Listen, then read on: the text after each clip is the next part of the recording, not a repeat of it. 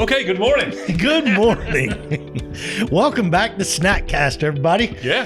And today we're going to talk about how stupid our government officials can often be. Yeah. It's not really the topic, but... No, it's highly controversial. We're going to have people that are going to hate us after this, but that's okay. Probably. That's all right. Okay. Today's conversation is the food pyramid. The food pyramid that we all grew up with. And now they call it myplate.gov. But I got a really big question before we jump into this whole thing. In the last 40 years since they have been giving the people guidance on nutrition, have we gotten healthier or unhealthier? Dude, did I just blow up the whole... My grandfather was never out of shape a day in his life. Not a day. Right. You know, and I would definitely argue, I don't know the stats behind it. I'm sure you're going to drop something on me, but it's probably not good. No, I'm not. I don't have any particular stats, but I mean, the average weight is just gone through the roof. And I don't want to hear it that it's a sedentary issue. It's sedentaryism, probably ism, if that's a thing, probably has a little bit to do with it. But I would tell you that it's a large majority is what we put in our mouth. Yeah, I mean, activity levels definitely contribute. Diet's got to be the largest part, though. Yep. My gosh, man, when I was a kid, McDonald's was like a once a month, treat after a ball game. Yeah, that's not even food. Type of, But dude, there's one a mile from my house, and my kids, I think I've paid the mortgage there more than once. Oh, I know. You know, it's not just them. But let's jump in. Let's talk about. All right, giddy up. So, the travesty of the original food pyramid. I like visuals, so just deal with it. One day we might get fancy and actually put them up somewhere. But this is the original, right? From 1992 to 2005, this is what our government told us we should be eating. Load up on the grains and the pasta. Load up on the pasta and the grains. The biggest block at the bottom was bread. And I don't know what science they followed or who they were listening to, but you don't have to be a brain surgeon to know that if bread's making up the majority of your diet. We've talked about gluten before. Yeah. Right. Yeah. But what outside of corn, which is the number one subsidy, what do you think number two is?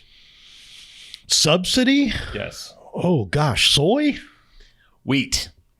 I should have known that. About $10 billion a year goes into the subsidy of wheat. So follow the money, people. And who benefits from low wheat prices? Food manufacturers. Yeah, right. For sure. So especially boxed. Right. This is the stuff in the middle of the store. Let's pump some money to our lobbyists. Let's pump some money to the wheat industry, and let's create a product that is cheap and really not good for you. Which there was a time, World Food Supply, that was critical. I mean, there were that's biblical, right? Stores of wheat. Right. But it was a different type of wheat. It's become from biblical to political. Yeah. Right. The bread in Jesus's time isn't the bread that we have today. It wasn't. Trust me. It wasn't fluffy.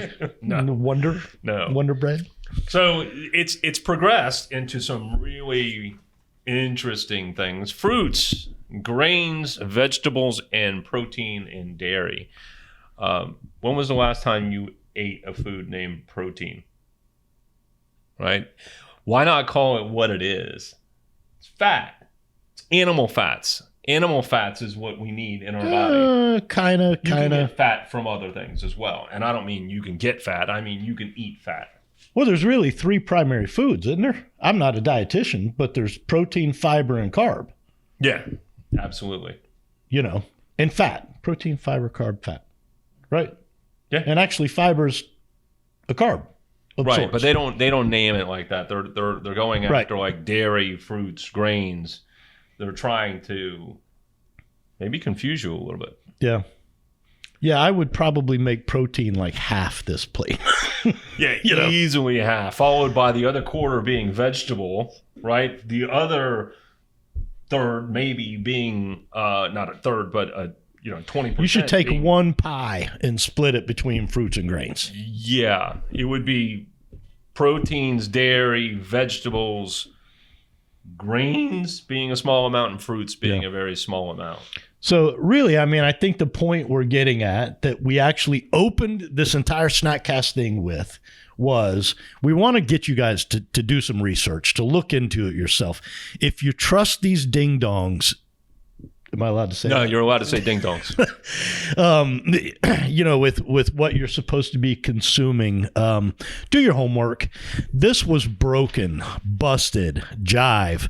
It was horrible advice. This is better. Right. But it's still missing on some key components. If the lipid hypothesis is dead. And what I mean by that, we talked about this before, heart healthy, low fat diet, that is gone and out the window. If you still believe that, I got a bridge in. There's a lot of science demonstrating now that with carbohydrate restriction, fats are very healthy for you. The problem is high carb, high fat it's a time bomb. Yes, it is. It is. And that's proven now. Yeah. All right. We're out of time. We are out of time. I hope you guys enjoyed this one. It's one of those hot topics that it just irritates Kevin and I when we see the stuff that officials follow the money. Yeah. So we appreciate you. Keep moving. Absolutely. That was my line. Is that your line? I say keep moving. Keep moving. Keep moving. All right, guys. See you. See you.